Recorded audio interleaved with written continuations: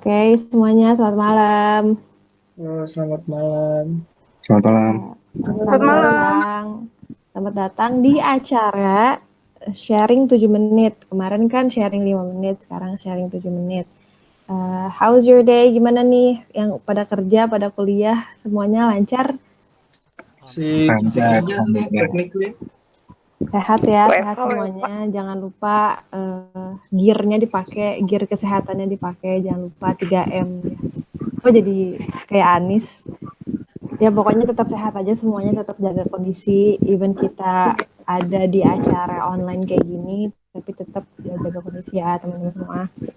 Oke, bro. Sebelum mulai, saya mau memperkenalkan diri juga biar nggak canggung ya. Di sini saya sebagai MC, nama saya Raya. Kalau teman-teman mau panggil boleh Raya atau mau panggil Raya juga boleh. Iya. Sebelum masuk ke acaranya, aku mau bacain rulesnya dulu ya. Yang pertama, setiap pembicara punya waktu sharing maksimal 7 menit. Timekeepernya aku sendiri, jadi nanti aku bakal kasih info kalau waktu sharingnya udah habis. Yang kedua, urutan pembicaranya random, jadi terserah aku mau siapa dulu dan siapa yang selanjutnya, biar nanti teman-teman akan selalu stay sampai akhir. Dan jangan lupa pay attention juga, karena nanti kalau misalnya ada yang ingin tanyakan, akan ada sesi tanya jawab yang akan saya persilahkan. Terus selanjutnya pembicara baru bisa memulai sharing jika sudah saya persilahkan. Jadi nanti kalau misalnya saya belum bilang mulai, kalian belum boleh kalian belum boleh sharing. Selanjutnya saat saya menyebutkan namanya 2 kali, tapi tidak ada respon, maka saya akan lanjutkan ke pembicara selanjutnya. Pembicara tersebut akan masuk ke posisi terakhir. Terus, untuk teman-teman yang lagi tidak berbicara, harap untuk mematikan mikrofon, tapi dianjurkan untuk menyalakan webcamnya. Sejauh ini jelas? Jelas. Ya, ada yang ingin tanyakan nggak? Clear ya? Clear. Kita santai aja, nggak usah tegang. Tujuannya kan di sini kita mau belajar, mau improve skill public speaking kita. Semuanya kalau bisa selama koneksinya lancar, yang nggak mati lampu, semoga nggak mati lampu lagi. Ya, semoga udah dikonsep materi-materinya. Kita santai, tapi kalian harus profesional. Meskipun ini acaranya santai, tetap harus profesional, oke? Okay? Nah, untuk yang pertama, pembicara pertama, saya ya berarti. Saya panggilkan Ismi dengan materi ngomong asik cara asik. Ada ya? Ada. Ada. Sip. Udah siap, Ismi? Udah. Oke. Ismi ngomong asik cara asik. Oke, terima kasih Raya. Sebelumnya, Assalamualaikum warahmatullahi wabarakatuh. Nama saya Ismi. Topik yang saya angkat buat minggu ini judulnya ngomong asik cara asik. Kenapa? Karena ketika kita berusaha atau pengen ngomong sebagai public speaker di depan tuh, kita harus menikmati. Jadi gimana caranya kita bikin ini jadi asik. Mau ngangkat, pernah nggak sih kalian ditunjuk tampil dadakan? Nah, pasti hampir dari kita semua itu pernah ya, ada yang ditunjuk dadakan misalnya untuk sambutan, ada yang ditunjuk dadakan untuk ngejelasin materi di kelas. Nah, kalau dalam public speaking itu, ini disebut dengan impromptu. Nah, impromptu itu berbicara dadakan. Jadi, kita nggak nyiapin apa-apa, tapi tiba-tiba harus ngomong di depan. Nah, terus gimana dong solusinya? Karena pasti itu bisa bikin kita gugup parah banget kalau ditunjuk dadakan kayak gitu kan. Nah, tipsnya itu ada 4. Nah, yang pertama, atur pernapasan dan tenangkan diri. Gimana caranya? Dengan melakukan hal ini, kamu akan lebih rileks. Bisa kamu lakukan dengan cara ngatur napas perlahan-lahan. 3 kali. tarik napas, lepas napas. Jadi kayak nenangin diri sendiri ya, atau pernapasan dan tenangkan diri. Yang kedua, yakinkan dengan semangat positif. Jadi kita harus nanemin di dalam diri kita, bahwa kamu dapat menyelesaikan ini loh dengan baik dan berpikir bahwa kamu, oh ini kesempatan untuk kamu berbicara di depan umum. Kadang kita dapat hal-hal dadakan kayak gini, oh ya udah sekalian aja tunjukin kemampuan kamu di depan. Jadi harus pede. Nah, kemudian pandangan seperti melihat audiens. Kadang kita buat orang yang nggak terlalu suka berbicara di depan umum, suka gugup, apalagi kalau kita ngelihat kontak mata secara langsung. Nah, untuk menghindari itu, kamu cukup melihat dahinya audiens, atau lihat sisi-sisi audiens aja. Jadi kamu tetap terlihat seolah-olah memandang mereka, namun kamu tidak melihat kontak mata secara langsung, itu mengurangi nervous banget. Dan yang terakhir, harus menyusun pola pembicaraan. Nah, apa aja pola pembicaraan yang mau diomongin? Pertama, poinnya itu yang dimaksud, sampaikan topik utama, atau poinnya kamu jelasin apa. Nah, dikasih garis besarnya di awal. Yang kedua, reason. Nah, kenapa topik itu kamu angkat? Nah, yang ketiga, example, yaitu kasih contoh dari poin yang kamu sampaikan. Nah, yang terakhir, keempat, simpulan dari poin-poin yang kamu jelasin tadi. Ada contohnya di sini. Nih, contohnya gini. Yang pertama, pada kesempatan ini saya akan menyampaikan tentang persahabatan. Yang kedua, menurut saya persahabatan sangatlah penting dalam sebuah kehidupan. Karena di dalamnya kita dapat mendukung satu sama lain serta dapat memiliki kekuatan yang besar dalam menghadapi segala rintangan. Seperti contoh, persahabatan dalam film 5cm, di mana mereka saling membantu di sepanjang perjalanan. Dan hal ini sama dengan angkatan kita yang saling mendukung untuk ke depan menggapai mimpi. So, bagi saya, angkatan 2020 adalah sahabat yang selalu ada dalam cerita kehidupan. Karena dengan keunikan warnanya, kita selalu yakin dan kuat untuk meraih kesuksesan. Terima kasih. Nah, itu contohnya. Nah, kemudian, kalau kita ngomong di depan itu, pasti kita suka overthinking ya. Nah, kita harus mengurangi overthinking itu. Dengan cara apa? Dengan cara banyakin latihan public speaking. Apa aja sih overthinkingnya? Kadang kita berpikir, aduh takut lupa nanti apa yang disampaikan. Duh, gue bisa nggak ya? Atau nanti ngecewain lagi. Aduh, takut gugup penampilan aku jelek nanti. Nah, hal-hal kayak gitu. Pokoknya hal itu muncul dari kecemasan kita. Nah, itu bisa muncul karena kita terlalu cemas dari pikiran kamu sendiri. Nah, kadang hal itu yang biasa disebut dengan overthinking. Nah, ketika overthinking, ini terus menghantui kamu, nah, kamu akan takut untuk mencoba hal baru. Nah, untuk public speaking ini, jangan sampai hal ini menghambat rasa percaya diri kamu ketika ngomong di depan. Jadi, kamu harus buang jauh-jauh rasa pikiran overthinking ini, dan perbanyak tindakan positif bahwa kamu bisa ngelakuin ini. Gitu. Awalnya mungkin gugup, tapi lama-lama pasti bisa. Nah, kadang kalau kita maju, otomatis saya nggak selalu nobody's perfect ya. Ketika kita ngomong di depan itu nggak selalu bagus. Nah, kita ambil positifnya aja. Ketika ada omongan orang-orang, hal pertama yang kita lakukan adalah, yang pertama, ambil nilai positif di setiap orang yang ngomentarin kamu tentunya. Contohnya, tadi suaranya nggak jelas jadi MC. Nah, berarti di sini kamu harus ambil pesan positifnya, bahwa kamu harus latihan lebih baik lagi, terutama dalam mengolah vokal. Justru jangan buat kamu jadi down mendengar komentar tersebut. Nah, yang kedua, beri afirmasi yang positif dalam diri kamu. Maksudnya di sini, kamu bisa tampil lebih baik dari hari ini. Jadi, istilahnya kita harus lebih positif sama diri sendiri. Yang ketiga, kita harus berdoa. Nah, sebaik apapun persiapan kita harus tahu. Kita nggak akan ada yang tahu apa yang akan terjadi ke depan. Nah, setidaknya kita berdoa dulu dong. Nah, yang terakhir, perbanyak latihan dan perbaiki kesalahan. Kenapa? Karena kesalahan dalam setiap kita tampil itu jangan dijadikan beban. Nah, cukup kita bersyukur dengan kesalahan itu, kita akan bisa jadi lebih baik. Nah, satu hal lagi ketika kita berbicara di depan umum, pernah nggak sih kamu nyebut kata apa ya, atau secara nggak langsung ya, misal kita lagi ngomong, nah itu keluar kata-kata seperti itu. Nah kadang nggak secara sadar. Nah pastinya kita pernah kan, dan kadang kita masih suka melakukannya secara nggak sadar juga. Nah kalau dalam dunia public speaking, hal tersebut itu bisa disebut sebagai filler words. Apa sih filler words itu?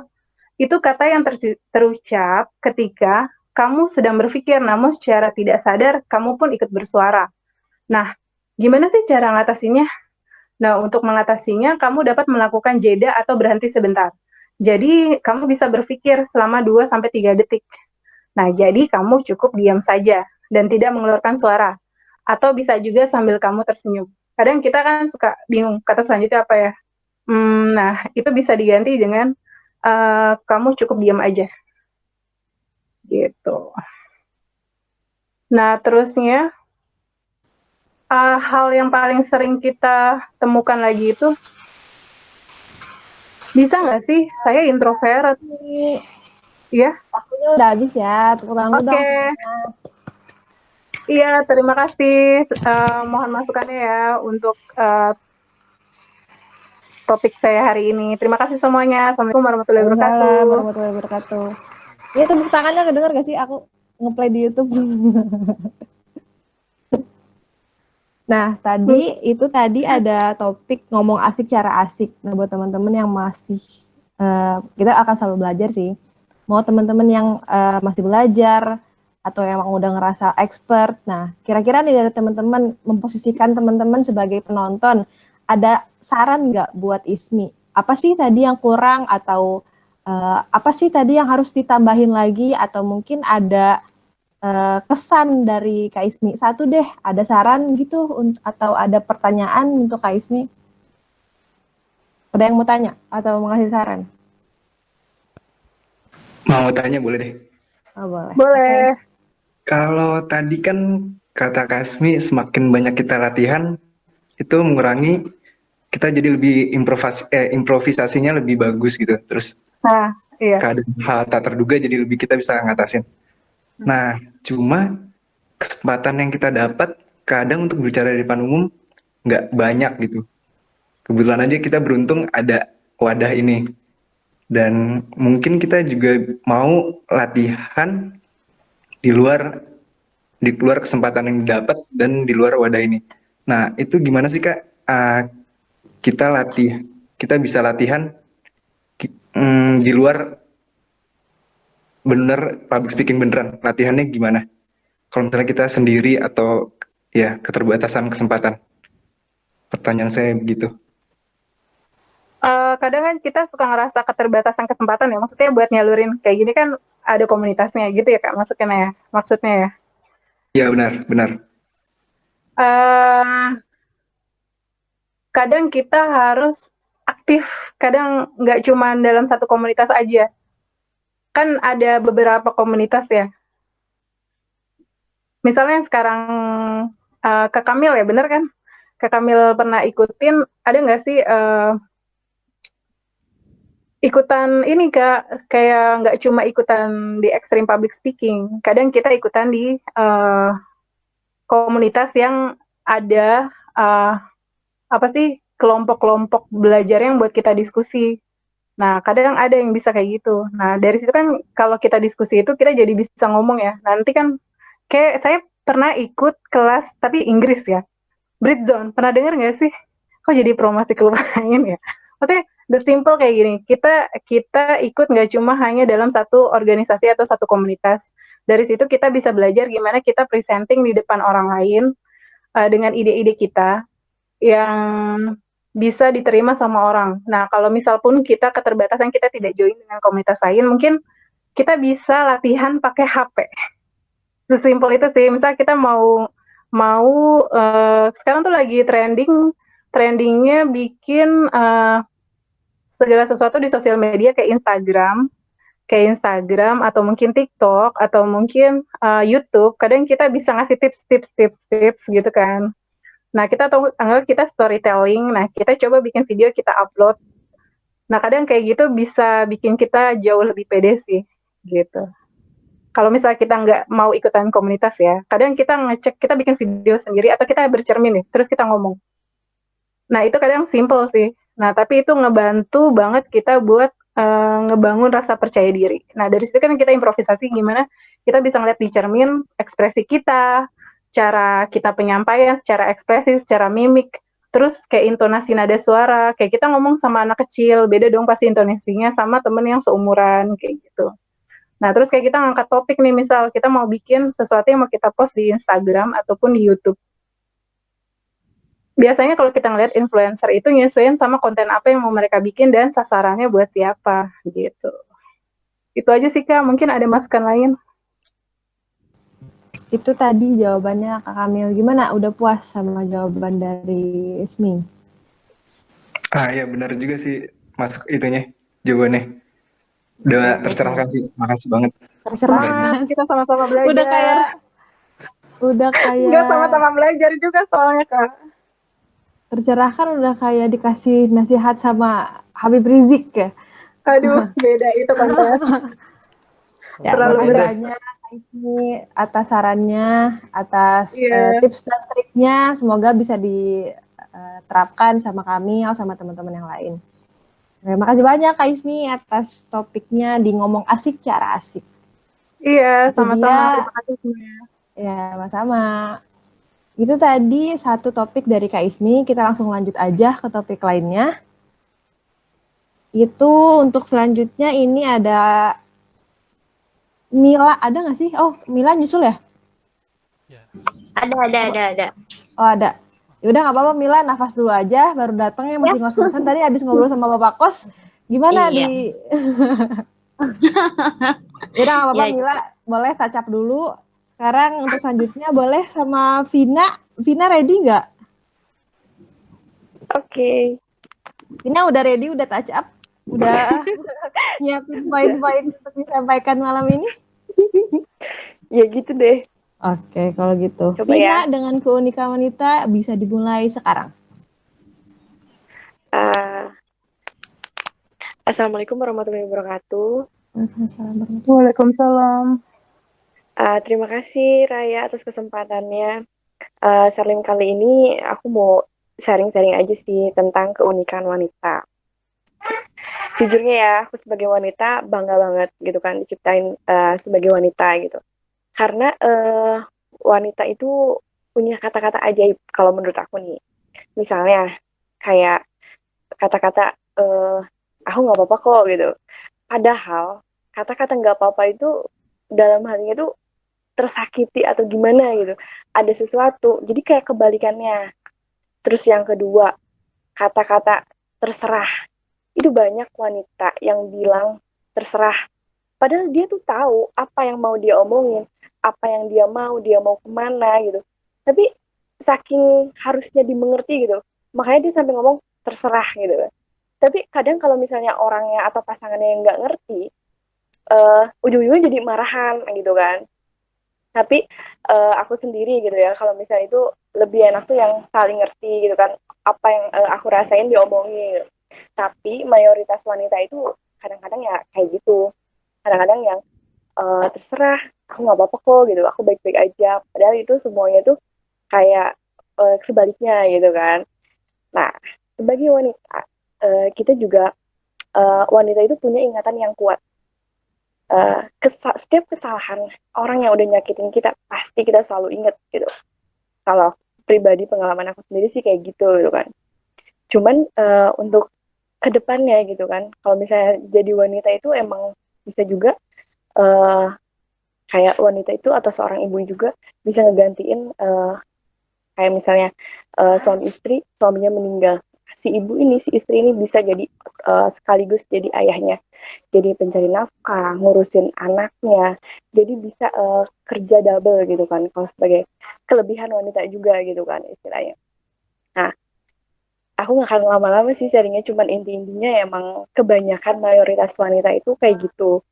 Cuman saran aja sih, maksudnya tuh kalau sebagai wanita emang harus kuat, apapun yang lagi kesel atau emang apapun yang lagi ada masalah, bener-bener harus yang tegar gitu kan, jangan yang gampang nyerah kayak gitu kan. Terus emang harus bener-bener kita harus terbuka gitu, jangan sampai apa yang kita rasain itu jadi malah ujung-ujungnya tuh berantem atau gimana gitu kan, karena kita nggak jujur, nggak terbuka dengan kata-kata aku baik-baik aja, terserah lah maunya gimana gitu. Padahal kita tahu apa yang mau kita omongin gitu kan istilahnya. Semoga uh, wanita yang ada di sini atau para pria yang ada di sini bisa lebih mengerti, lebih sayang ke ibunya, lebih sayang ke pasangannya gitu.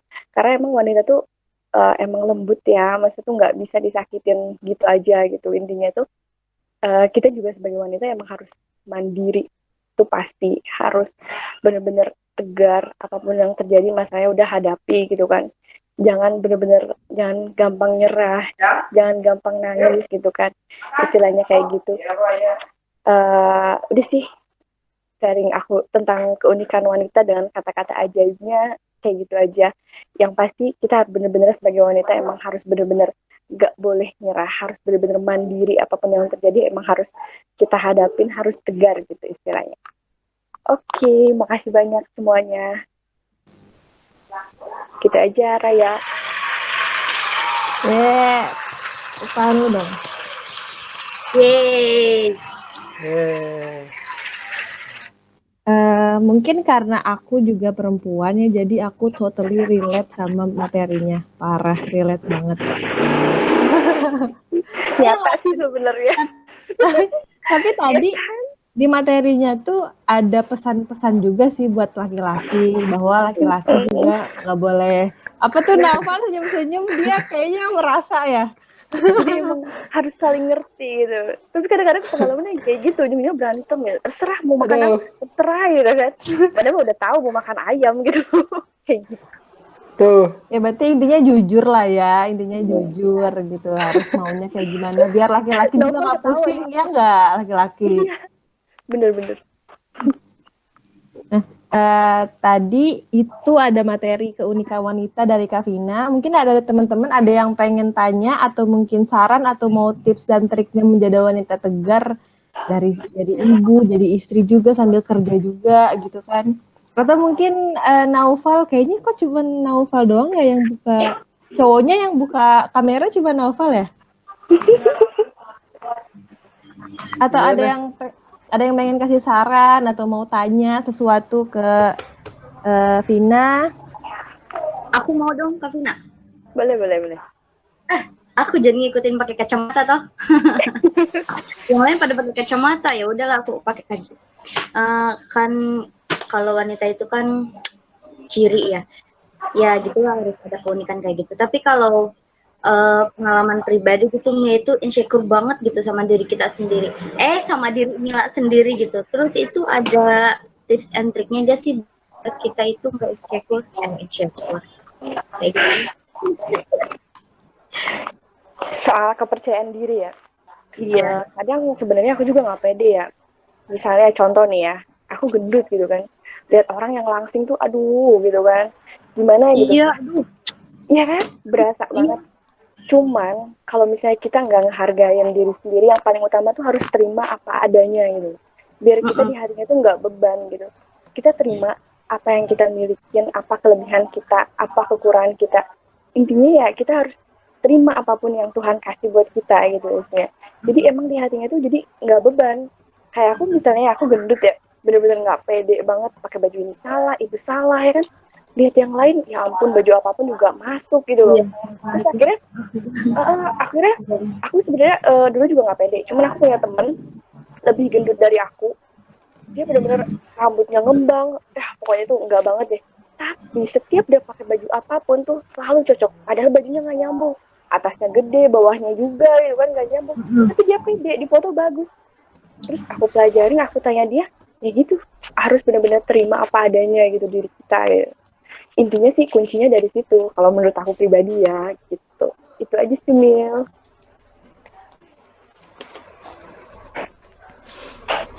Gimana Mila, pertanyaannya tercerahkan, terjawab dengan puas nggak Mila? Wah, ngelek nih kayaknya nih. Mati lampu jangan-jangan. Oh iya, mati listrik. Kalau mati lampu bisa dinyalain lagi. Oh iya. Ya, mungkin itu aja kali ya dari Mila. Semoga jawabannya pertanyaannya terjawab dari Kavina. Makasih sekali lagi ya Kavina, tepuk tangan dulu dorong dari YouTube. Terima kasih ya. Sama, tetap semangat ya, belajar lagi semuanya. Nah, tadi itu ada Kavina dengan materinya keunikan wanita. Mungkin dari tadi udah dua nih perempuan. Mungkin selanjutnya boleh laki-laki kali ya, biar tercerahkan nih layar laptop ada laki-lakinya gitu. Boleh dong Kak Kamil, boleh, udah siap belum buat bawain materinya? Boleh. Kan Bener mesti spontan tadi kata Asmi. Kenapa? Mesti spontan. Mesti belajar spontan. Implementasi. Bagus. Iya, langsung implementasi memang. Bagus kan? Oke. Tapi listrik aman, Mas?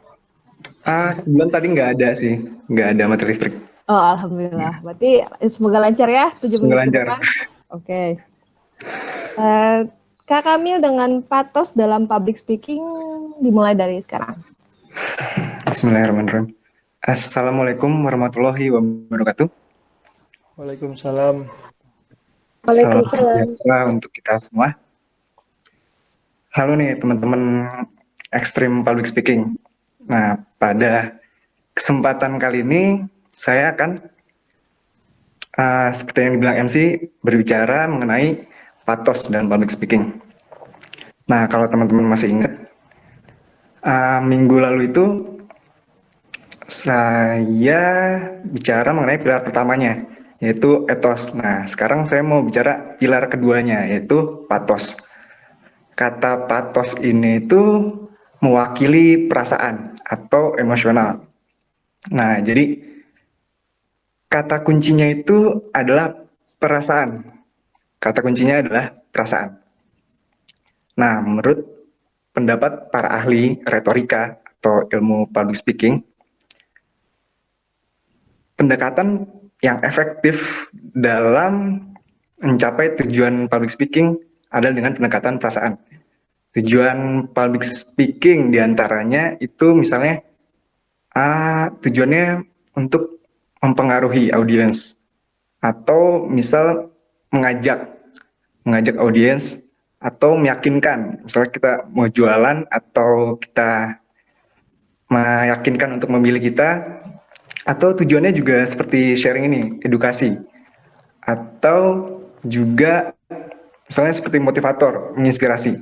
Nah, kata para ahli itu pendekatan paling efektif untuk mencapai tujuan itu adalah dengan pendekatan perasaan. Kita rasa itu benar ya, pendapat si para ahli itu benar. Karena kita tahu bahwa perasaan itu lebih kuat dibanding logika. Perasaan mengalahkan logika. Karena contohnya itu misalnya perasaan mengalahkan logika. Misal perokok. Perokok udah baca ya. Perokok itu pasti pas ngerokok itu buka bungkusnya itu ngebaca bahwa merokok itu menyebabkan serangan jantung, impotensi, gangguan paru-paru, serangan dan sebagainya yang negatif. Tapi secara logika ngerokok itu nggak bagus gitu buat kesehatan, untuk keuangan juga nggak bagus. Tapi tetap aja ngerokok gitu, karena dari yang saya tahu orang perokok itu katanya kalau nggak ngerokok itu nggak enak rasanya, pahit mulutnya, atau ngerokok itu bikin perasaan rileks, tenang, senang gitu. Nah itu dia kan, perasaan ngalahin logika. Ada lagi contohnya misal, nah sekarang kan mau deket-deket gajian nih. Di pandemi ini harusnya itu kita nggak spending, nggak ngeluarin pengeluaran yang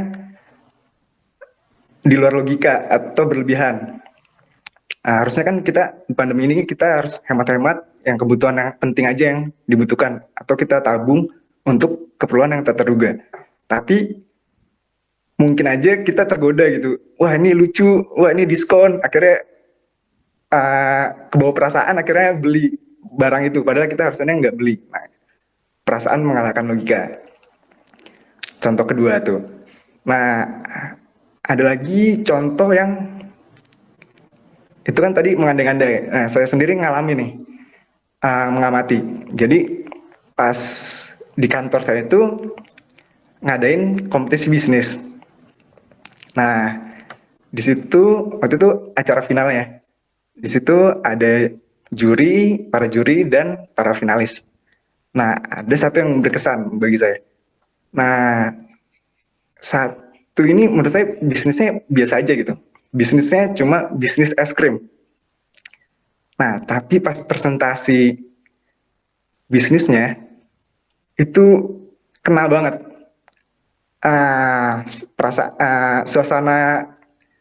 Suasana di situnya tuh dapet banget. Suasananya ceria, terus fun banget. Terus akhirnya meyakinkan. Nah, yang pertama kali dilakukan bukan oleh mereka itu bukan ngejelasin oh bisnis ini prospeknya ini enggak, tapi malah mereka cerita personal kenapa bisnisnya itu ada gitu. Jadi saya sendiri masih ingat cerita pas pertama kali dia cerita masih ingat. Jadi dia langsung cerita pas presentasi itu. Jadi uniknya ini pemilik bisnisnya ini 2 orang ya. Nah, 2 orang ini pasangan kekasih, pacaran gitu, cewek cowok. Nah, asal mula kebentuk bisnisnya tuh, jadi mereka cerita bahwa si cewek ini waktu itu sakit dan nggak boleh makan gula, nggak boleh makan gula berlebih. Nah, tapi dia kebetulan ngidam es krim. Nah, kebetulan si cowoknya peka nih, bisa memahami wanita nih. Jadi si cowoknya ini kebetulan bisa memahami wanita, akhirnya si cowoknya beli alat es krim. Nah, si cowoknya beli alat es krim, akhirnya latar belakangnya juga itu. Es krim itu kan yang dijual di pasaran itu nggak bisa diatur kan. Gulanya berapa, rasanya apa. Nah, si cowoknya nih akhirnya beli alat es krim buat demi si pacarnya ini. Akhirnya ngerasa akhirnya masalah pacarnya terselesaikan. Terus ada juga teman pacarnya yang nyobain es krim itu. Wah, enak, nggak terlalu gula. Kan wanita kan insecure juga kan sama gula, takut gendut atau gimana. Nah, akhirnya kenapa nggak dibikin bisnis? Akhirnya dibikin bisnis lah oleh mereka berdua. Nah, itu ceritanya. Terus mereka juga di lain itu dia menceritakan waktu itu dia pernah diliput sama stasiun TV. Dan dia ngasih video diliputnya itu videonya juga ada di YouTube. Itu suasananya juga bukan suasana wawancara gitu, kayak suasana seru-seruan gitu, fun banget. Dan bisa cari itu nama bisnisnya tuh Holy Ice Cream, Holy.Ice Cream. Nah, bisa dicari kalau penasaran. Nah, akhirnya tuh para juri tuh terkesan gitu. Saya sendiri terkesan. Padahal bisnisnya biasa aja. Nah, bahkan akhirnya jadi sukses, dia itu yang jadi juara 1 di kompetisi bisnis itu. Dan bahkan di luar kompetisi bisnis itu, juri itu tergiur untuk invest di bisnisnya dia itu. Padahal bisnisnya biasa aja, jualan es krim. Tapi presentasinya bagus, menggunakan pendekatan perasaan yang baik. Nah, itu dia. Nah, itu contoh sukses penggunaan pendekatan perasaan. Nah, para ahli juga bilang kalau pendekatan untuk membangkitkan perasaan itu, audiens, cara efektifnya adalah dengan bercerita. Nah, seperti tadi barusan saya bercerita tentang orang yang cerita. Nah, dari waktunya udah habis. Oh ya. Oke, terima kasih. Waktunya sudah habis. Semoga bermanfaat. Amin. Dibalikan lagi ke Yeay. Tepuk tangan virtual. ulangan. Dapat banget ya, inti dari materinya adalah pendekatan perasaan gitu. Intinya adalah pendekatan perasaan. Makanya banyak pengemis, banyak pengamen yang banyak duit karena mereka mengemis kasihan. Iya nggak sih? Relate, Iya iya nggak benar. sih? Masuk nggak sih sama kasusnya? Benar-benar. Rasa Dan ibu. aku jadi tercerahkan juga sih. Apa aku bilang aja ke doi aku pengen es krim ya biar dibeliin alat es krim. Wah, harus gitu ya, misalkan Mungkin apa. itu bisa jadi langkah kita bikin bisnis ya nggak? Iya sih, bener juga. Ide bagus, Nah, makasih ya Biar Kamil. Idenya aku pacaran produktif. jadi seneng deh. Makasih loh, makasih banget. Ide bagus, ide bagus. Nanti no, no. aku coba terapkan, aku coba terapkan. Itu dia tadi materi dari Kamil. Sekali lagi, makasih. Materinya bagus banget. Itu apa namanya, pesannya juga nyampe banget di kita. Semoga bermanfaat, semoga bisa makin bikin belajar lagi, bikin semangat lagi untuk belajar public speaking gitu ya. Nah tadi itu udah Kamil, udah Kavina, udah Ismi. Berarti tinggal 2 orang lagi ya, karena tadi Mila bilangnya kuotanya habis, dia nebeng catering ke ibu kos katanya. Itu jadi Mila nggak bisa join sama kita malam ini. Jadi kita langsung ke selanjutnya aja. Untuk selanjutnya kan berarti tinggal 2 lagi nih. Tinggal Wis sama Noval. Tapi kayaknya aku lebih pengen Wis dulu deh. Wis gimana, udah siap? Ya, Udah siap? ya semua Oke. siap-siap. Oke, Wis dengan materinya ringkasan 7 kesalahan pengusaha pemula Dewa IP. IP bener ya? Dewa IP. Dewa Eka Prayoga. Oh, Dewa Eka Prayoga. Dewa Eka Prayoga. Oke. Wis dengan ringkasan 7 kesalahan pengusaha pemula Dewa Eka Prayoga, dimulai dari sekarang. Bismillahirrahmanirrahim. Halo semua, saya kali ini ingin memberi ringkasan tentang buku dari 7 kesalahan pengusaha pemula dari Dewa Eka Prayoga. Dewa Eka Prayoga ini dia beberapa di antaranya dia pernah rugi 7,7 miliar. Lalu dia juga pernah memenangkan hingga 24 kali dia juara sebagai sales terbaik tanpa terkalahkan. Lalu dia juga udah punya banyak bisnis juga yang lainnya, dan dia juga punya niat yang bagus gitu. Setahun itu dia ada target buat bisnis 2. Lalu saya tertarik buat beli bukunya. Setelah saya baca bukunya itu berisi daging semua gitu, sangat bermanfaat. Oleh karena itu saya coba membacanya dan meringkas. Kesalahan yang pertama itu adalah asal-asalan. Dalam berbisnis itu nggak boleh ngasal gitu, karena kalau kita ngasal itu sama kayak gambling.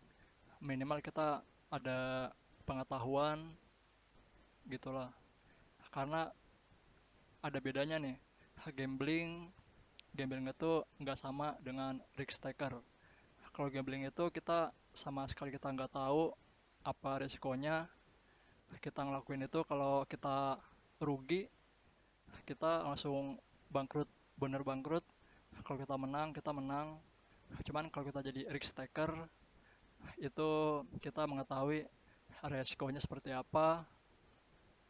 Lalu jadi kita bisa mengontrol resikonya seperti apa. Jadi yang lebih baik adalah menjadi risk taker. Lalu yang kedua adalah ini belum yang kedua. Lalu kita juga dalam hal nggak boleh ngasal, kita butuh mentor. Karena mentor ini dia sudah pernah mengalami dan dia juga pernah berhasil. Jadi kita bisa belajar dari kesalahan orang lain. Jadi kita nggak perlu mengalami kesalahan dia, kita cukup ikutin dia aja. Kalau dalam Islam adalah kalau dalam Islam pokoknya artinya adalah kita dengar dan kita laksanakan gitu. Jadi kalau ada mentor ngomong ini, kita ikutin aja kayak gitu.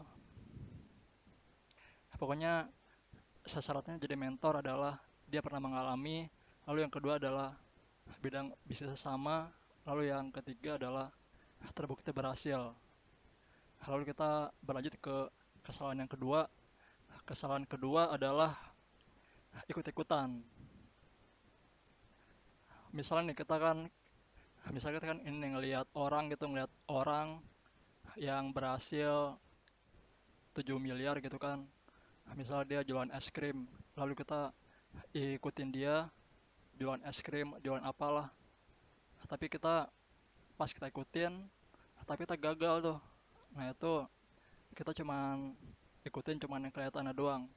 Sebenarnya kalau kita mau ikutin orang itu, kita mesti ikutin keseluruhan. Karena kalau kita cuma ikutin yang kelihatannya doang, itu sama kayak iceberg atau bongkahan es gitu. Bongkahan es, ada bongkahan es yang kelihatan, ada juga bongkahan es yang nggak kelihatan. Bongkahan es yang nggak kelihatan itu misalnya adalah mindset, skill, prinsip dia, ilmunya dia gitu. Hal yang nggak kelihatan ini yang mesti kita ikutin juga.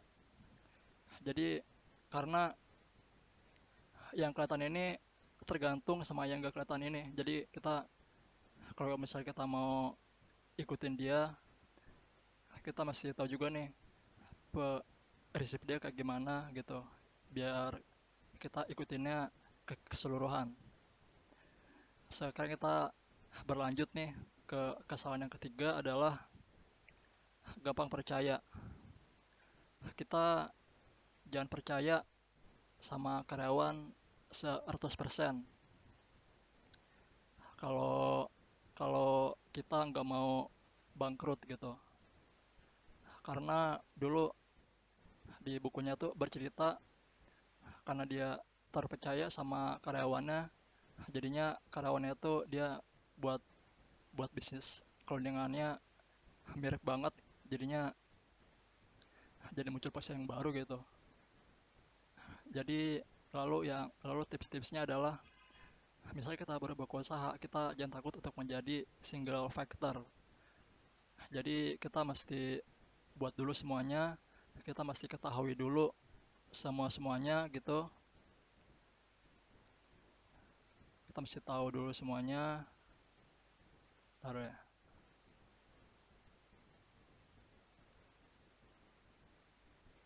Ya, kita mesti tahu dulu semuanya.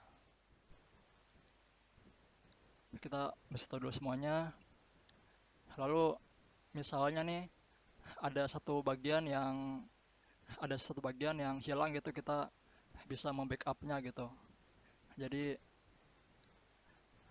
Jadi untuk biar aman itu kita mesti mungkin bisa jadi single factor dulu biar bisa semuanya.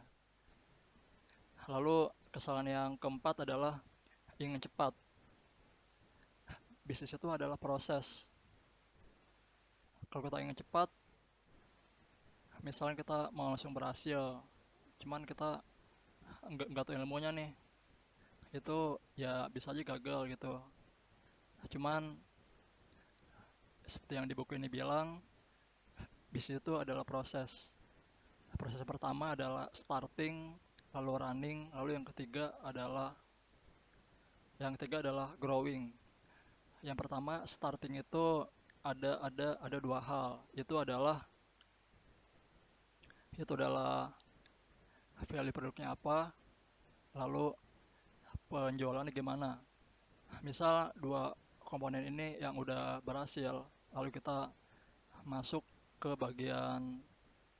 tahap berikutnya, itu adalah running. Saat di tahap running ini kita butuh tim yang solid.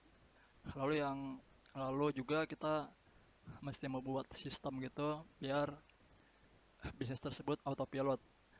Jika kedua ini sudah terpenuhi, maka kita masuk ke tahap growing. Nah, itu kita mulai upgrade skill karyawan kita. Lalu yang kedua adalah kita menduplikasi bisnis kita agar memiliki keberhasilan yang sama gitu. Jadi nggak boleh cepat, Wis, waktunya udah habis. Oke. Terima kasih. Sama. Ya, Itu tadi materinya itu tentang bisnis banget. Nah, buat temen-temen nih, tadi aku sebenarnya menyayangkan sih Mila nggak ikut karena dia kayaknya anaknya tuh bisnis banget. Sampai nama username-nya aja sukses berbisnis. iya. Tapi mungkin di sini ada teman-teman yang pengen tanya. Tapi sebelumnya nih, sebelum ada yang mau tanya, aku pengen tanya dulu nih. Wis punya bisnis apa belum punya? Apa mau merintis? Apa punya tujuan bisnis gitu? Saya tentu aja mau merintis, lagi berpikir dulu nih. Saya nggak mau buru-buru buat bisnis gitu. Mau merancang dulu lah kayak gitu. Gitu. Ya nanti kalau misalnya Wis punya bisnis, terus mau ngajak ngerekrut orang, jangan langsung percaya ya. Karena tadi materinya gitu, jangan gampang percaya sama orang gitu, hati-hati. Betul.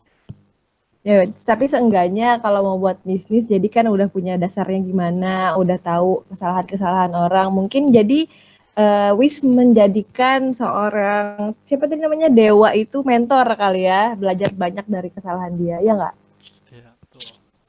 Ya, oke. Semoga dengan ceritanya Dewa yang disampaikan sama Wis bisa memberikan pesan ke kita, barangkali ada yang mau mulai bisnis. Tapi itu sebenarnya nasihatnya juga nggak di bisnis aja sih, itu menyeluruh banget, itu universal untuk kehidupan sehari-hari. Semoga bisa diterapkan juga di kehidupan teman-teman semua. Saya lagi kasih tepuk tangan dong buat Wis. Ayo, terima kasih. Nggak, ya kedengeran apa kali ya dari ya.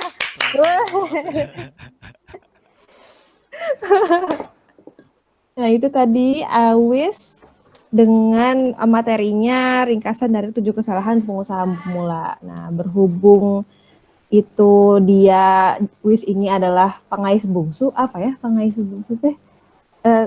Apa ya, satu anak terakhir. Jadi ini tinggal datang nih ke yang bungsu nih, pemateri terakhir. Naufal gimana, Naufal udah siap? Udah siap kok, tenang aja. Oke. Naufal dengan pengalaman belajar di kampung Inggris, mulai dari sekarang. Ya, ini gue mau cerita pengalaman gue belajar di kampung Inggris.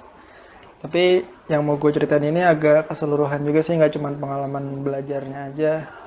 Ya pokoknya selama di sana deh.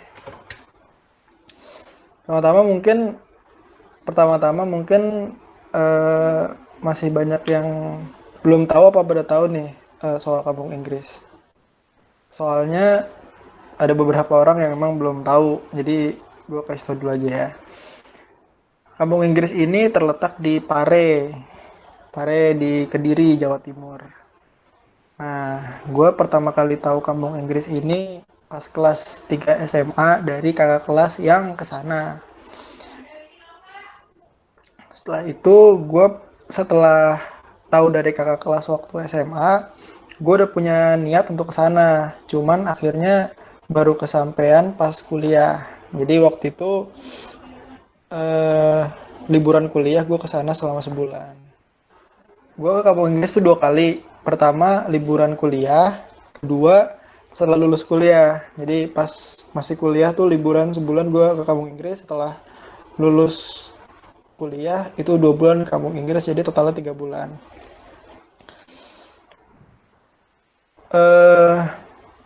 Pertama yang pas gue sampai kampung Inggris itu, gue denger kabar dari banyak orang gitu kan, katanya kalau di kampung Inggris tuh ngomongnya full bahasa Inggris, terus kalau nggak ngomong bahasa Inggris ntar ada punishment.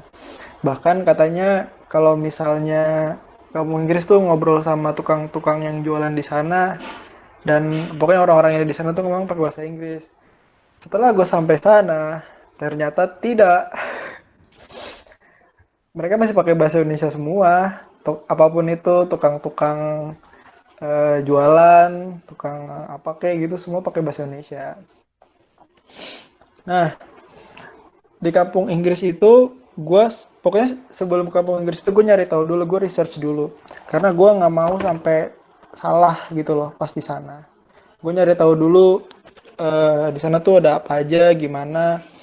Ternyata di kampung Inggris itu dia banyak tempat les gitu, cuman lebih murah dibanding les di sini, dan lebih apa ya, lebih pertemuannya itu setiap hari, jadi eh, lebih sering. Kalau di sini kan paling seminggu 2 kali selama 6 bulan. Kalau di sana selama 2 minggu sampai sebulan penuh, itu dari Senin sampai Jumat. Jadi bener-bener bahasa Inggrisnya tuh dilatih gitu. Nah, sebelum gue ke Inggris, gue research dulu. Gue nggak mengiklankan ini, gue cuman ceritain. Jadi tempat yang waktu itu gue jadikan sebagai destinasi pertama itu, nama tempatnya itu Elvas. Nama tempat lesnya. Kenapa Elvas? Karena di sana karena waktu masih di sini, waktu masih di Depok, bisa daftar online ke sana.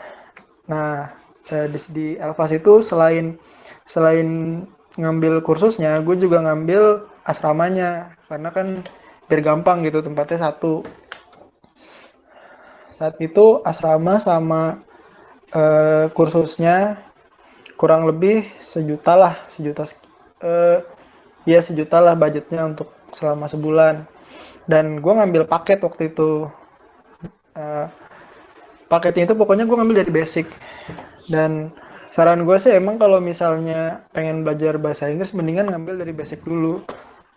Karena ada juga yang pernah ke sana, dia itu di sana udah 5 bulan, 6 bulan, bahkan setahun, tapi bahasa Inggrisnya nggak improve karena dia main asal ambil aja gitu. Jadi pas ngambil ini ternyata ini levelnya terlalu tinggi, terus dia jadinya males keluar, terus ngambil kemana lagi ternyata levelnya nggak sesuai, keluar. Makanya ngambil materi kursusnya itu dari basic aja kalau emang belum punya basic. Tapi kalau misalkan sebelum berangkat ke Inggris udah punya basic, udah tahu levelnya sampai mana, boleh aja ambil next levelnya. Karena di tempat kursus sana juga menyediakan placement test. Apa sih placement test? Placement test itu nanti kita dites kira-kira pengetahuan kita udah mumpuni belum untuk ikut di materi ini gitu. Nah, tujuan gue ke sana bukan cuma untuk belajar sih, tapi untuk liburan juga. Karena di sana masih asri banget sih. Nggak tahu sih kalau di sini mungkin ada yang tinggal di luar kota jadi terbiasa dengan pemandangan alam. Cuma karena gue tinggal di kota Jabodetabek sini di Depok, jadinya nggak terlalu terbiasa sama ngelihat pemandangan gitu. Jadi pas ke sana tuh berasa banget gitu. Masih hijau, masih bagus dah pokoknya. Masih asri banget. Terus selain untuk liburan dan belajar, gue juga kesana nyari relasi. Gara-gara ke kampung Inggris, gue malah kenal sama orang yang bener-bener tinggal di Sabang. Jadi gue punya teman dari Sabang, belum sampai Merauke sih, baru sampai Sulawesi Maluku lah. Jadi di sana emang kalau pengen ke tempat yang mana banyak orang Indonesia ngumpul dari Sabang sampai Merauke, ya kampung Inggris aja. Gue punya temen bener-bener dari Sabang sampai Maluku itu mereka bener-bener dari luar daerah, dan gue seneng banget. Jadi gue bisa tahu langsung gitu gimana sih orang Indonesia gitu loh, keragaman orang Indonesia tuh gimana. Selain itu juga gue ngerasa ya kalau emang pengen belajar bahasa Inggris, mendingan ke sana sih. Karena orang-orang yang ada di sana kan emang bener-bener pengen belajar bahasa Inggris. Jadinya pas gitu kalau misalkan punya kalau punya duit gitu, mendingan ke sana. Dan lebih murah juga dibanding belajar bahasa Inggris di sini. Misalkan belajar bahasa Inggris di sini 6 bulan itu 10 juta. Di sana 3 bulan, 4 bulan dengan uang 10 juta mungkin udah lebih jago dibanding ngambil satu level ngambil di sekitar Jabodetabek gitu. Terus makanan di sana juga murah-murah, makanya untuk tinggal di sana dengan budget yang minimum sangat menguntungkan sekali dibanding dengan budget yang sama digunakan untuk ngambil les bahasa Inggris di Jabodetabek. Tahu sendirilah mahalnya gimana. Satu level aja bisa setara dengan satu level, satu scope gitu, satu materi, itu mungkin kampung Inggris bisa dapat 2 atau 3. Dan selain apa namanya, tadi kan gue bilang juga harga makanannya murah. Noval, waktunya habis. Oke, kalau udah habis. Beneran ngisi apa masnya? Mana?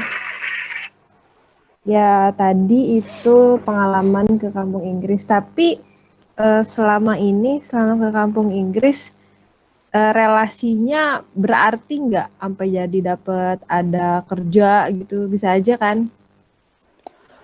Relasinya berarti sih, karena kalau sampai dapat kerja belum, karena emang nyari sendiri aja. Tapi udah ditawar-tawarin juga, terus dikasih tahu juga kan, kalau misalkan mau ngambil ini di mana gitu. Berarti Di sebenarnya jadi gampang sih kalau mau liburan-liburan ke berbagai pulau. Jadi nggak usah nyewa penginapan, bisa nebeng ya nggak? Ya Jadi udah sayang sempet aja pengen lagi ke Palembang PSBB. sih. Iya, Palembang, ngapain ke Palembang? iya ada teman di sana. Gue jadi ngobrol. Sorry. Tapi itu materinya bagus banget, pengalaman ke kampung Inggris. Tepuk tangan dulu. Aku juga kayak kepengen ada ke sana sih, cuman karena PSBB juga dan karena ada tuntutan pekerjaan, jadi mungkin lain kali bakalan ke sana juga. Semangat teman-teman yang itu tadi terakhir, pemateri terakhir pada malam ini, pada Syartum kali ini. Dia mau nanya nggak? Terus mau nanya, dia nawarin tadi aku nanya. Ada lagi yang Malah mau kamu nanya? yang nanya, mau nanya gak? Pengen ditanya. Sahid nih kemarin katanya pengen juga ke sana nih, bilang nih.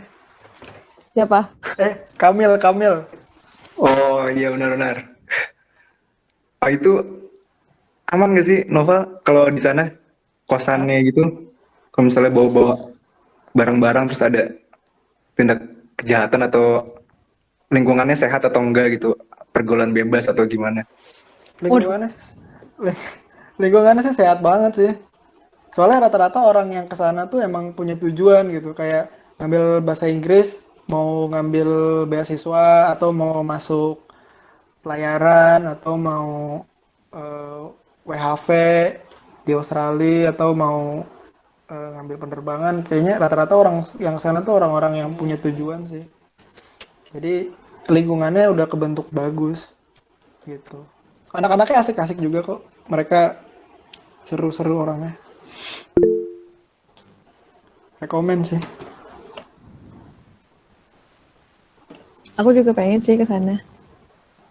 Cuman nanti palingnya setelah pekerjaan bisa diselingin gitu. Soalnya bukan aku dengar juga sih, terlepas dari belajarnya di sana. Di sana juga kita bisa ketemu beragam macam manusia, tipe jenis gitu. Dari yang mulai orang kota sampai yang orang ujung banget gitu, se-Indonesia-Indonesianya. Ya sih, aku Bahkan ada jadi orang makin Thailand loh di sana. Aku pernah sekelas sama orang Thailand. olak leuy. Iya. Terdengar sampai Thailand kayaknya kampung Inggris. Pamornya. Keren. Berarti jadi makin pengen gitu ya ke sana. Tapi itu orang Thailandnya cowok apa lady boy? Cowok boy. Cowok ya. Satu kelas berapa orang sih, Kak? Apa? Satu kelas berapa orang? Tergantung sih, kadang banyak, kadang juga dikit, tergantung kelasnya, kelas grammar kah atau kelas speaking kah gitu. Tergantung Terus gurunya banyaknya. bener-bener orang luar. Enggak, tapi ada beberapa tempat kursus yang gurunya dari luar. Rata-rata ada juga bahkan orang natif, orang itu sendiri, orang Kediri itu sendiri gitu. Yang Ya, orang ngajar. yang bagus sih di sana, rekomen gitu untuk belajar. Berarti sekarang udah jago dong ya bahasa Inggris? Baru level TOEFL sih. Udah gitu juga ngerasa belum terlalu mateng juga karena kan baru 3 bulan di sana. Cuman untuk ukuran 3 bulan udah lumayan lah. Oke, Jangan ini bisa lah ya marketingnya diajarin. kampung Inggris ya. Iya, bisa jadi. Normal nih marketingnya aja kampung Inggris ya, jangan. Udah gitu jalan-jalan murah lagi. Ke Bromo cuma 160.000. Ya, udah. Sharingnya udahan. Iya, Waktunya sorry, habis. sorry. Sorry. Ntar lagi. Ya, kita lagi. Sambung ya. Ya itu dia tadi materi terakhir dari Noval. Itu dengan pengalaman belajar di kampung Inggris. Nah, karena itu materi terakhir pada malam ini, tadi aku udah kirim link buat polling di chat. Ada nggak, teman-teman? Coba dilihat. Ada yang isi poll itu ya. Ya, betul. Nah, itu buat teman-teman ngevoting siapa kira-kira yang malam ini performance-nya berkena di hati gitu, suka sama performance-nya. Mau polling diri sendiri juga nggak apa-apa. Cuman aku nggak bisa polling diri aku sendiri. Oke, votingnya udah bisa dimulai ya. Udah. Ada milih diri sendiri semua. Aku nggak bisa. Aku Mila aja apa ya? Ya Mila harusnya nggak ada dong. Ya bisa aja dong. Iya, Aku sorry. Aku voting. Jadi ya ini penentunya aku sebenarnya karena Kelihatan nih pokoknya yang 2 voting Raya nih. ayo siapa yang berani bayar aku goceng deh. Pakai es krim aja.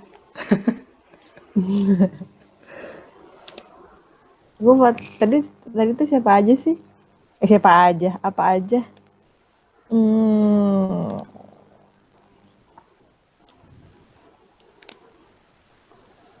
Aku juga udah voting. Udah. Teman-teman udah voting semua. Udah. Wis boleh dicek itu udah voting semua. Iya, ini udah dicek. Oke, nanti yang umumin hasilnya Wis aja ya. Oke.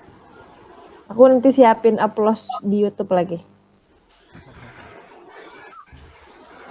Juara 1. Jeng. Juara 1 Ismi. Siapa kak juara satunya? Ismi 2. Nah, suaranya kecil banget. Nah.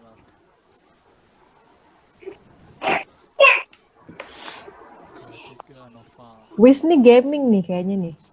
Kursinya udah kursi gaming nih, Bang. Abang YouTuber ya? Abang YouTuber yang di Ome TV itu ya? Bukan. Bukan. Ismi udah aku kirim. Oh ya, ini juara yang pertama adalah Ismi dengan 3 suara. Mari applause. Berapa? Dengan berapa suara? Menang dengan 3 suara Ismi. Weh. Alhamdulillah. Lalu yang kedua adalah Vina dengan 2 suara. Applause.